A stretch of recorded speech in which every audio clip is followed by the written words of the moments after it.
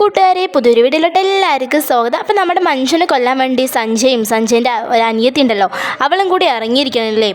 അല്ലെങ്കിൽ സാധാരണ ശാലിനി അവൻ്റെ ഒപ്പം നിൽക്കാത്തതാണ്. ഇപ്പോൾ അവൾക്കും മഞ്ജുവിനെ കൊന്നേ പറ്റൂ എന്നുള്ള ഒരു ഇതിൽ വന്നപ്പോൾ ഇപ്പോൾ ഏട്ടനും അനിയത്തിയും കൂടി ഇപ്പോൾ മഞ്ജുവിനെ കൊല്ലാൻ വേണ്ടി നിൽക്കണില്ലേ. എന്നിട്ട് നമ്മുടെ സഞ്ജയൻ്റെ കൊട്ടേഷൻ കൊടുക്കുന്ന ആളുണ്ടല്ലോ, ഭീമനെ വിളിച്ച് വരുത്താണ്. എന്നിട്ട് കാര്യങ്ങൾ പറയണേ, ഇപ്പോൾ ഗിരിയില്ല, ഇപ്പം നമുക്ക് മഞ്ജുവിനെ കൊല്ലാന്നൊക്കെ പറഞ്ഞിട്ട് പറയണം കേട്ടോ. അന്നത്തെ പോലെ ഞാൻ ഇനി ഒന്നും ഉണ്ടാക്കില്ല സഞ്ജയ് പറഞ്ഞിട്ട് പറയണം.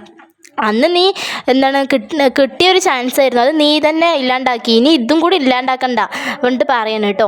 അപ്പോൾ ഇതൊക്കെ കേൾക്കുമ്പോൾ ശാലിനി പറയും, ഇയാൾക്ക് തല്ലുമോ, ഇയാൾക്ക് കൊല്ലുമോ പറഞ്ഞിട്ട് ചോദിക്കണം. അതെ മേഡം, ഞാൻ അന്ന് എന്തോ പോലീസ് വന്ന് കൊണ്ടാണ് ഞാനത് വിട്ടത്, അല്ലെങ്കിൽ ഞാൻ അവനെ കൊന്നിട്ടുണ്ടാവും പറഞ്ഞിട്ട് പറയണോട്. ഇത് കേൾക്കുമ്പോൾ സഞ്ജയ് പറയും, എനിക്ക് അവളെ കാണുമ്പോൾ എന്നെ അവൾ ജയിലിൽ ചെയ്തതൊക്കെ എനിക്ക് ഓർമ്മ വരുന്നു, ഇനി അത് എനിക്ക് ഓർക്കാൻ പറ്റില്ല, എനിക്ക് ഓർക്കാൻ പറ്റാത്ത കാര്യങ്ങളാണ് അതൊക്കെ, എനിക്കിനി അത് ഓർക്കാൻ ഇനി പറ്റില്ല പറഞ്ഞിട്ട് പറയണം. അപ്പോൾ അതിൻ്റെയൊക്കെ അർത്ഥം വന്നിട്ട് നമ്മുടെ ഭീമനോട് പറയണം എന്താണെന്നാ, മഞ്ജു ഇനി ജീവിക്കാൻ പറ്റില്ല, അവളെ കൊന്നേക്കണം, ആ ഒരു നിമിഷത്തിൽ തന്നെ കൊന്നേക്കണം, നമുക്കിനി ഒരു ചാൻസ് കിട്ടില്ല, ഇപ്പോഴാണെങ്കിൽ ഗിരിയില്ല, അപ്പോൾ കൊന്നേക്കണം പറഞ്ഞിട്ട് പറയണം. അപ്പോൾ അത് കേൾക്കുമ്പോൾ ശാലിനി പറയും, ഇയാളെ കൊണ്ടൊക്കെ പറ്റുമോ എന്ന് ചോദിക്കണം. അപ്പോൾ ഭീമൻ പറയും, പെണ്ണല്ലേ പറഞ്ഞിട്ട് പറയാം, അതാണ് ചോദിച്ചത്, നിങ്ങളെ കൊണ്ട് പറ്റുമോ, ഞാൻ എന്തായാലും അവളെ കൊന്നിരിക്കും, സാറിന് വേണ്ടി ഇനി കൊന്നിരിക്കും, ഇനി എൻ്റെ ഒന്നും ഒരു പിഴ ഉണ്ടാവില്ല, എന്തായാലും ഞാൻ മനുഷ്യനെ കൊന്നിരിക്കും പറഞ്ഞിട്ട് പറയണം കേട്ടോ.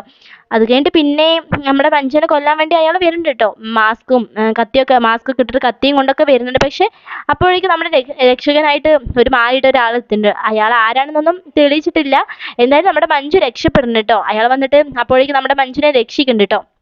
എന്നിട്ട് പിന്നെ നമ്മുടെ മഞ്ജുവിൻ്റെ അപ്പോൾ അവൾ ഗൗരിയമ്മേൻ്റെ വീട്ടിലല്ലേ, അപ്പോൾ അങ്ങോട്ട് ആ ഒരു മാറിയിട്ട് ആൾ വരുമൊക്കെ ചെയ്യുന്നുണ്ട്. അത് ചായയൊക്കെ വാങ്ങി കുടിക്കുന്നുണ്ട്. അത് നമ്മുടെ കുഞ്ഞാറ്റ ഉണ്ടല്ലോ, കുഞ്ഞാറ്റ വന്നിട്ട് ഫോട്ടോ വീഡിയോ ഒക്കെ എടുക്കുന്നുണ്ട് കേട്ടോ.